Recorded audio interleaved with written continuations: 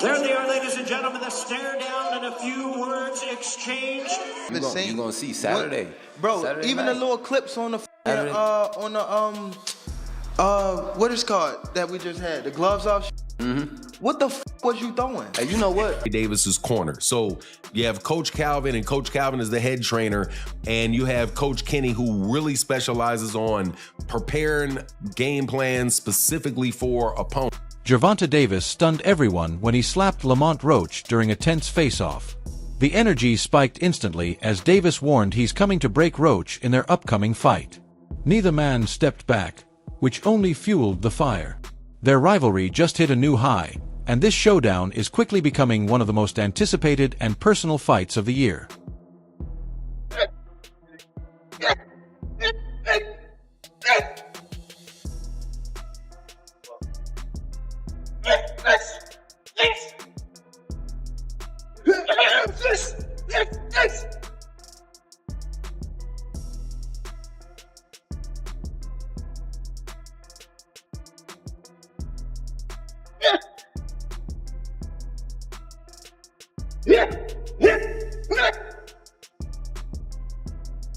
Gervonta Davis is now training with sharper focus and discipline under the watch of his longtime coach, Calvin Ford. He's staying quiet, working hard, and dialing in every part of his game. But this training camp feels different from the last one. Back then, a lot of people from Washington, D.C. were around the team. Now, it's a tighter, more focused setup with no outside distractions and no risk of the game plan leaking. There were rumors Roach had inside info before, but this time, that won't happen. The team has locked everything down, and with Ford in charge and Davis fully focused, this rematch feels way bigger and more serious than the first fight. He's 100% correct. Personally, I had Gervonta Davis up a round, because whenever you have rounds where nobody's doing anything, I'm not just going to do what most people do, and especially people that don't like Gervonta Davis, which is just give the round to the other guy because Gervonta Davis didn't manage to knock him out that round. Okay, so this is Gary Russell Jr. clearly saying, man, no, I don't think Lamont Roach won that fight. You also had Al Bernstein, and Al Bernstein, I'm telling you, is a very, very straight, fair guy who I don't know if he was on that call, but he used to work with Showtime. I don't know if he was on there. I don't recall if I heard him. I think it was Rolly Ronaldo that was calling it. But Al Bernstein, who was a very, very objective person, said, hey, look, no. Sorry to break it to you, but Gervonta Davis won that fight. Yeah, Lamont Roach put up a really good fight, but Lamont Roach was not dynamic. He did not do anything to really separate himself from Gervonta Davis. He just kept it equal. He just tried to keep it even the entire fight. And that's not enough, again, to take the belt from the champion. Now, I do want to say that the people that thought that Lamont Roach won, I don't have any problem with that. I really don't have a problem with it at all. I personally, again, had a point for Gervonta Davis, but I could see how those swing rounds really could go, depending on who's looking at it, really could go different ways, right? The rematch between Gervonta Davis and Lamont Roach is already a huge success, racking up 150,000 pay-per-view buys even before fight night. That kind of demand shows how much their rivalry has grown and how eager fans are to see what happens next. Their first fight was intense and full of surprises, and now everyone's watching to see if Davis will reclaim control or if Roach will step up again. The numbers speak for themselves. This isn't just another fight, it's a major event, and it confirms that both fighters are now big names in the boxing world.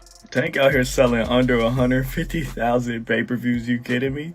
Oh man, Face of Boxing, yeah, turn that shit off. Yeah, we shutting that shit down every single time. Does Shakur really want to fight Tank? I think Shakur could sell a bit more with somebody else, especially in Saudi. I feel like they can find him a dancing partner that'll do a little bit better than 150,000. Okay, I get it. This is why PBC delayed this fight for 5 months? Y'all ain't want to pay this motherfucker because y'all know he can't sell. I mean, this should have been evident. If you do the math, Tank has never been that great of a pay-per-view draw. He sold over 300K twice now in his career. He sold over 300K with Ryan Garcia. That's obvious. Ryan's the bigger star. And then he sold over 300 with Martin. He sold about 325. But when we put it in perspective, That Frank Martin fight was a comeback fight after a year layoff, so it was always going to sell. Every comeback fight's going to sell. It was one of the first pay-per-views on Amazon's new PBC deal, so they were really trying to push it. And then he had David Benavidez as the co-main event with Gary Russell and Alberto Puello under them. You take away all those factors that this wasn't a comeback fight.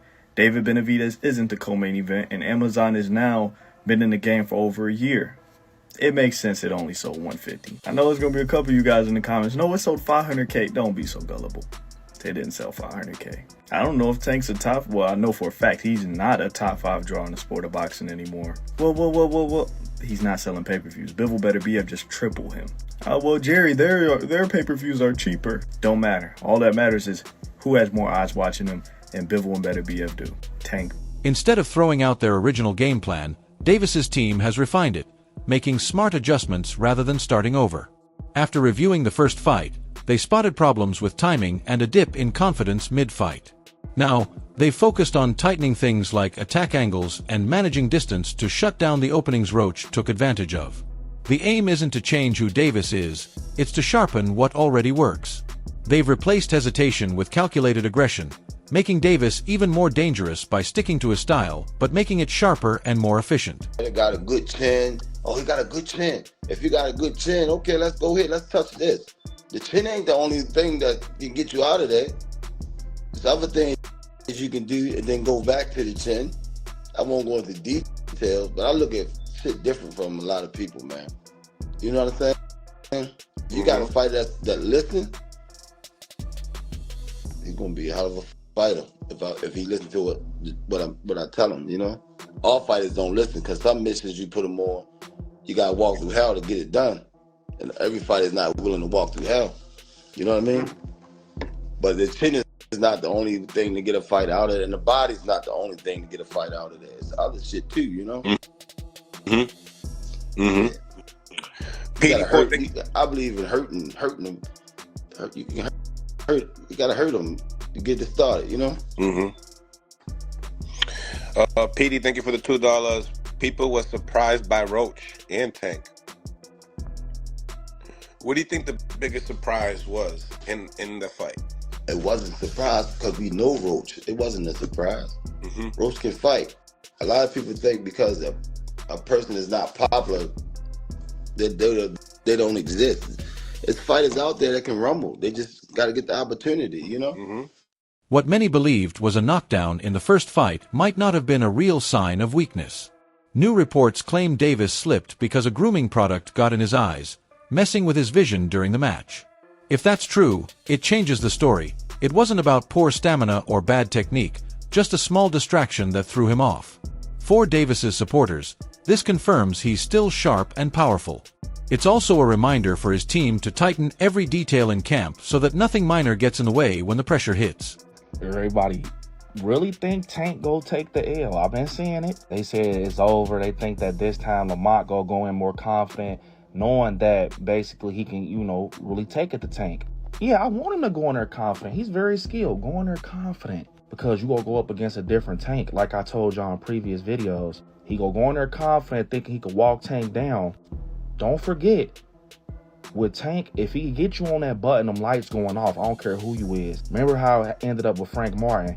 So yeah, don't go in there thinking that you going against like somebody that, like Ryan Garcia, somebody that's gonna fold. You're going against Gervonta Tank Davis. And I think that confidence is what's gonna get Lamont dropped. Because one thing I will say, with Tank, that wasn't your best fight against Lamont, bro. I feel like you was in your head too much, you was overconfident, and you was really just, your mind was in y'all story, the lore and everything with y'all history. You ain't going there like, I'm fighting a stranger. You going there like, oh, this Lamont, this from the same camp, we from the same area. But now I think that whole situation woke him up, because you got to think, Tank not used to losing. He not used to people being against him. He not used to being the one that... Former world champion Mikey Garcia recently gave his take on Davis's chances in the rematch. He praised Davis's natural talent and ability to adapt, calling them clear strengths. But Garcia made it clear, skill alone won't be enough this time. He said the real battle will be mental. Davis needs to shut out distractions from the media, personal life, and outside pressure if he wants the win. Garcia believes Davis has all the tools to succeed, but only if his mindset is as strong as his training. This fight isn't just about boxing. It's a full test of Davis's mental toughness from start to finish. I'll let you go because I know I got a lot of shit to do. Lamont Roach versus Gervonta, the rematch. It looks like it's gonna happen. Hopefully, I'd like to see it. I think Tank wins in the rematch. Why? I think he'll make the right adjustments and he won't take too long to fight. He kind of gave a lot of the round away sometimes. I think he'll be more active and then he'll win. But big props to Roach for his last fight and performance. Fuck, surprised everybody. Right. I think he was robbed from the victory. Again, that knockdown should have been a knockdown. Right. But whatever, he gets a rematch, and maybe they get a third fight, after that. Who knows? Maybe it turns the market back down. Maybe it turns out to be another great fucking matchup, and they say, let's run it back. Right. And maybe that controversy from the first fight actually helps Roach fucking get 3 fights out of it instead of just the one, or you never know. So hey, things happen for a reason, and I think he did really well in his first one. After the first fight with Roach, social media buzzed with talk that Davis might be walking away from boxing. But instead of staying silent, he jumped straight back into training. He didn't let the rumors build. He shut them down by quickly locking in the rematch. That decision said a lot about him. He's not running from what happened. He's facing it head-on and taking control. Now, the story isn't about him stepping back.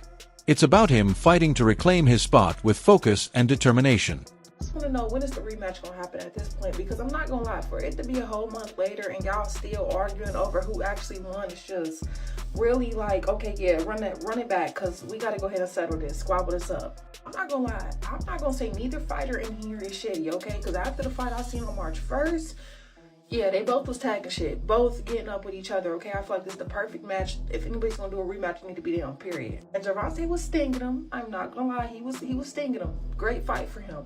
But I'm not gonna lie, he came out knowing what he was trying to do. Y'all have to give it to him. Like, y'all just be hating, okay? Y'all can't get in the ring and fucking fight. Y'all just be hating. At least I'm giving them no day props, okay? Because Gervonta had a great fight. Don't get me wrong. My money was on him.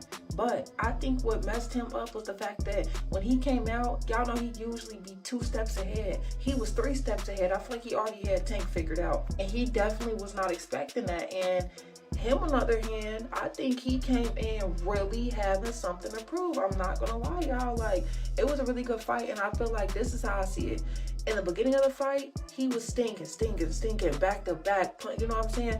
And then at the end of the fight, that's when he finally kicked it up. But I seen consistency through him through the whole fight. Not gonna lie, like, so I just feel like the rematch should have happened, because never know, he might, now that he was 3 steps ahead, become 8 steps ahead, and he might really knock his butt down. But at the end of the day, it's like, we need this rematch, because I don't think this is ever gonna be a dispute that is settled and, officially he won, he lost until they fight. Like, we gotta see it.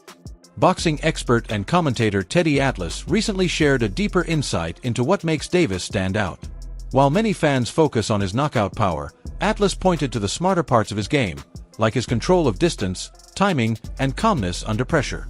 He said Davis's real edge comes from how he thinks during the fight. Instead of panicking or rushing, Davis stays focused and makes smart choices.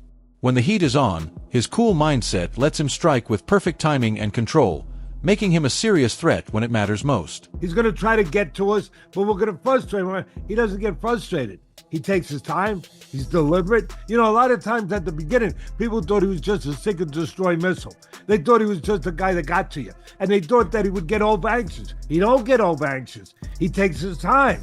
He slowly closes those gaps, inch by inch, step by step, and then he gets to you. Sports analyst Stephen A. Smith weighed in on the matchup, highlighting a clear difference in physical presence between the two fighters. He praised Roach for his sharp technique and smart style, but believes Davis's strength, reach, and body control might be too much to handle, especially if the fight gets rough and close. Smith emphasized that while skill matters, power, pressure, and physical dominance often determine who wins in the end. And lastly, Stephen A., last name I, of course, want to throw your way is Gervonta Davis. I know you believe in his skills. Yes, and I him do. Yes, I do. What do you think think of his fight with Roach? Oh, sorry. Go ahead. I think Roach is too small. Uh-huh. I think Roach is too small. And that's my issue. I'm not questioning the skill set or anything like that. But it was similar to Frank Martin. You know what I mean? This guy comes in there and you got 18 fights. And I remember watching that pre-fight press conference when he was annoying Gervonta Davis so much and he cussed by accident. Excuse me. He cussed by accident. He was like, "Oh, you know, making this up. He hurt me in sparring," and you know, and I knew Gervonta was gonna come for him, and sure enough, that's what he did. Walked right towards him from round one on. But you know, I remember what he said, and it really, really struck me. Gervonta's a smart dude, bro, and he said you really should have waited. You don't have enough experience. You really should have waited and took your time before you came to me. And that's what Gervonta Davis told him. And he was right. In his current training camp, Gervonta Davis is pushing himself harder than ever. This rematch isn't just about revenge. It's his way to prove he still belongs at the top.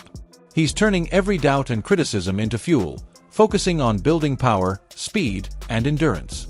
Every workout and sparring session is intense and focused. Davis's goal isn't just to win, it's to show that the first fight was a one-time slip, not a weakness. He's training like a man on a mission, making him more dangerous than ever. Like, gotta step back from the situation. That's why I think he's being hushed right now, because when he come this time, it ain't no talking. And that's why I think it's scary, because we never see Tank in that mode where he don't say a word. I think this gonna be a different Tank. And what's crazy is Tank used to be like that in the beginning. Like when he was with Floyd, like I'm talking about Tank with the fade, with the waves, bro. He ain't used to be on that showboat and stuff until he got like, you know, a little bit more in the boxing, you know, thing. Of course, once you with Floyd, you gonna start being flashy and doing backflips off the ring. But in his beginning stages, dude wasn't playing. He was dropping I think that's what he about to go to, bro.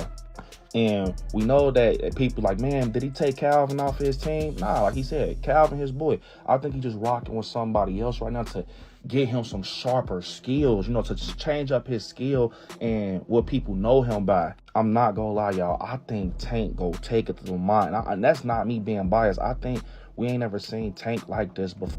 To raise his training, Gervonta Davis has teamed up with Kenny Ellis, a coach known for his tough style and sharp strategies. Ellis pushes Davis hard with focused drills and quick corrections, making sure no errors slip by.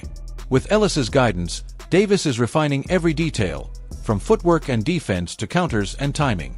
This camp isn't just about fitness, it's about creating a smarter, sharper fighter.